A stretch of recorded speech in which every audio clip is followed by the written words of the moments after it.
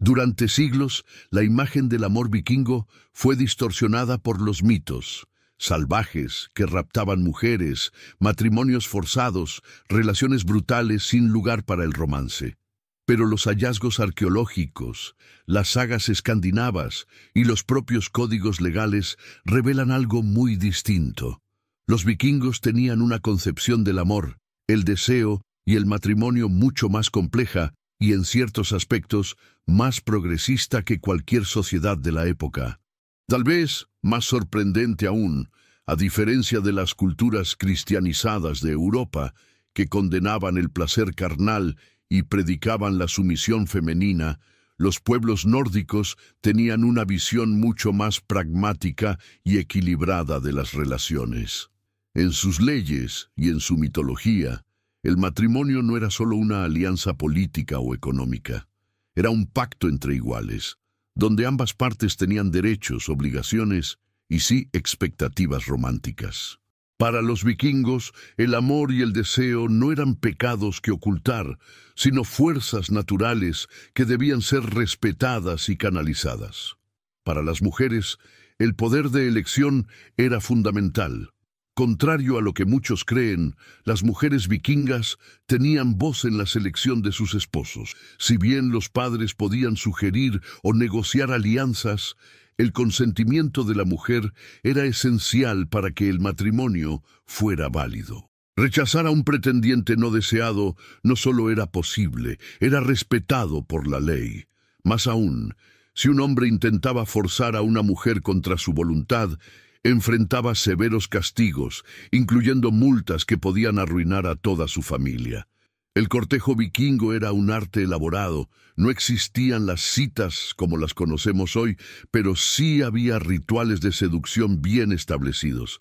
Los hombres componían poemas llamados mansöngr, dedicados a sus amadas, aunque curiosamente estos versos de amor estaban prohibidos por ley en Islandia.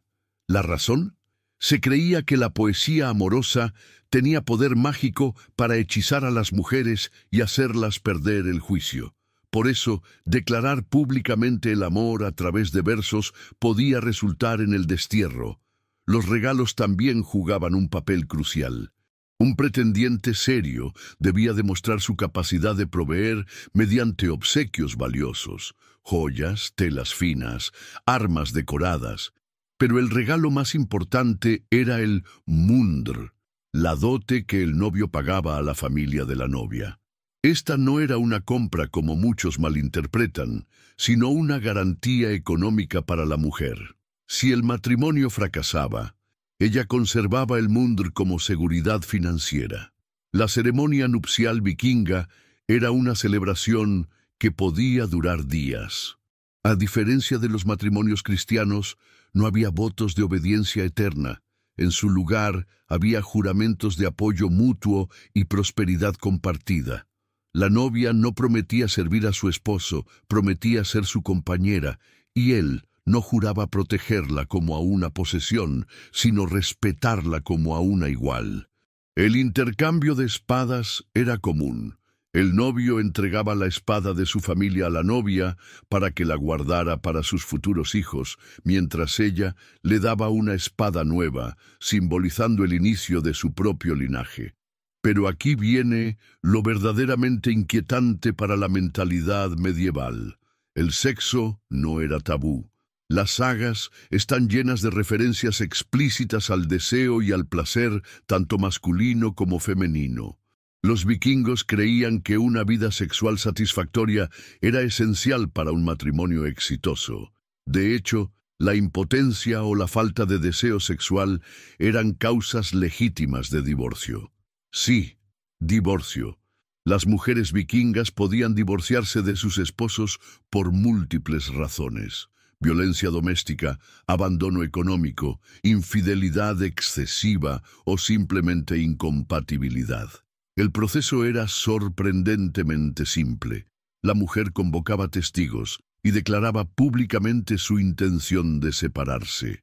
Recuperaba su dote, conservaba sus propiedades personales y tenía derecho a llevarse a los hijos si podía mantenerlos. En una época donde el resto de Europa consideraba a las mujeres propiedad de sus maridos, las vikingas podían terminar un matrimonio infeliz y empezar de nuevo.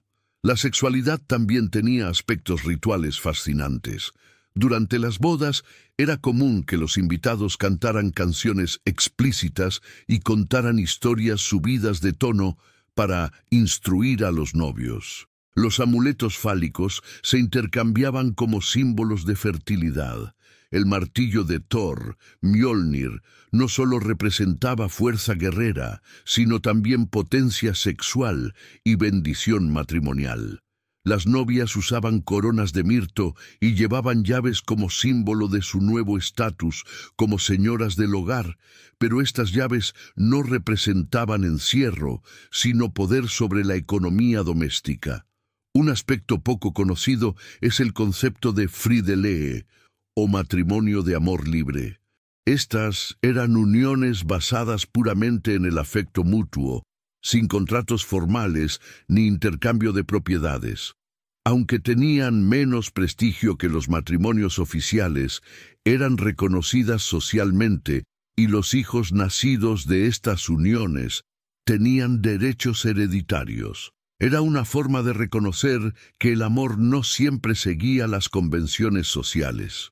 Los vikingos también tenían una visión muy práctica de la fidelidad. Si bien se esperaba lealtad, especialmente de las esposas, las sagas muestran que las aventuras extramatrimoniales eran comunes y en ciertos contextos hasta esperadas. Los grandes guerreros a menudo tenían concubinas o frillas, mujeres de estatus secundario pero respetado. Lo crucial era el honor. Mientras se mantuviera el respeto público y se cumplieran las obligaciones económicas, cierta flexibilidad era tolerada. Pero no todo era libertad y romance. El rapto de novias, aunque exagerado en las crónicas cristianas, sí existía. Sin embargo, no era la norma salvaje que se pinta. Generalmente ocurría cuando las familias se oponían a una unión deseada por los jóvenes. La pareja huía junta, consumaba el matrimonio y luego negociaba el perdón y la dote con las familias. Era más una fuga romántica que un secuestro violento, aunque ciertamente había excepciones brutales. La violencia doméstica, aunque condenada en teoría, era una realidad. Las leyes establecían multas por golpear a la esposa, pero la práctica variaba según la región y la época. Lo interesante es que las mujeres tenían recursos legales y sociales. Una esposa maltratada podía buscar refugio con su familia, demandar compensación ante el Ting, asamblea o como último recurso, vengarse. Las sagas cuentan historias de mujeres que planearon elaboradas venganzas contra maridos abusivos, desde envenenamientos hasta alianzas con enemigos de sus esposos. El concepto del honor familiar también influía profundamente en las relaciones amorosas. Una mujer deshonrada no solo se perjudicaba a sí misma, sino a todo su clan. Por eso, los delitos sexuales eran castigados severamente. La violación era penada con el destierro o la muerte. Incluso los intentos de seducción no deseada podían resultar en duelos o venganzas familiares que duraban generaciones. Curiosamente, los vikingos tenían rituales para maldecir sexualmente a sus enemigos. El Nid, un poste con una cabeza de caballo y runas insultantes, podía acusar públicamente a un hombre de cobardía o impotencia.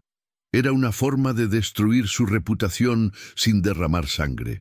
También existían hechizos de amor, aunque su uso era peligroso.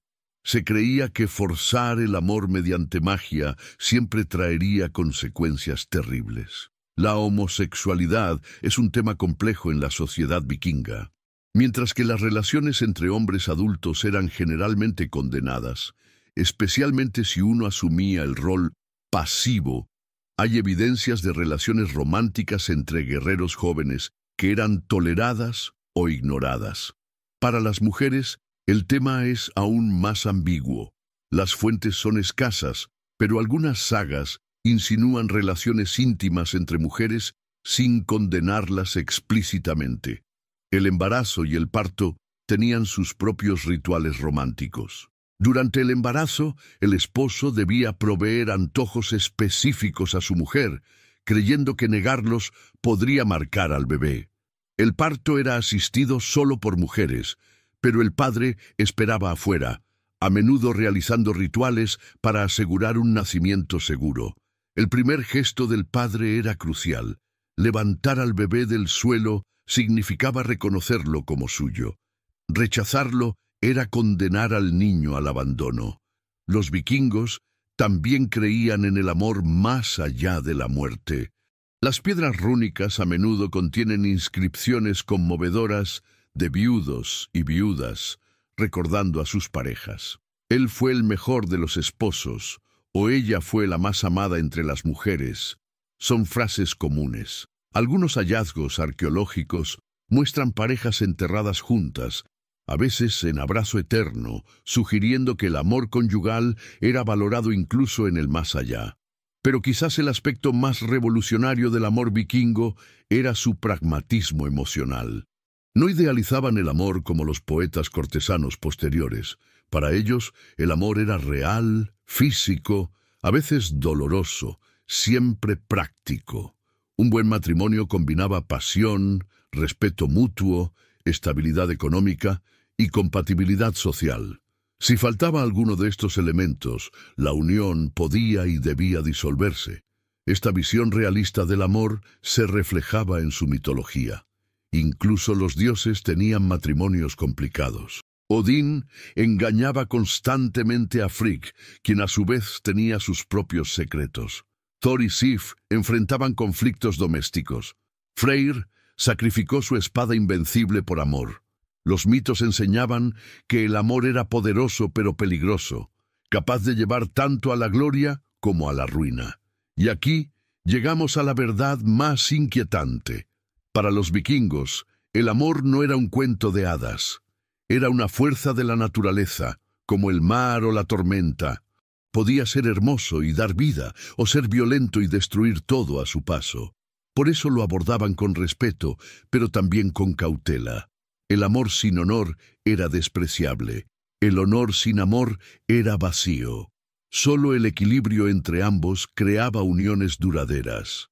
En una época donde el resto de Europa predicaba la sumisión femenina y condenaba el placer carnal, los vikingos crearon un sistema donde las mujeres tenían voz. El divorcio era posible y el deseo sexual era celebrado. No era perfecto, había violencia, desigualdad y tragedias, pero comparado con sus contemporáneos, su visión del amor y el matrimonio era sorprendentemente moderna. Su legado romántico sobrevive en las runas que declaran amor eterno, en las joyas intercambiadas como promesas, en las leyes que protegían a las mujeres. Nos recuerdan que el amor verdadero no necesita ser idealizado para ser profundo. Puede ser crudo, apasionado, práctico y aún así transformador. Porque al final los vikingos entendieron algo que muchos olvidan. El amor no es solo sentimiento, es elección. Elegir compartir la vida, los bienes, los hijos, los peligros.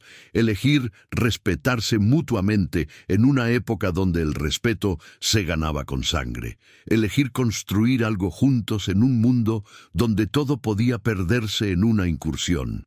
Y quizás por eso sus historias de amor, con toda su crudeza e imperfección, siguen resonando. Porque no prometían amor eterno, prometían amor real.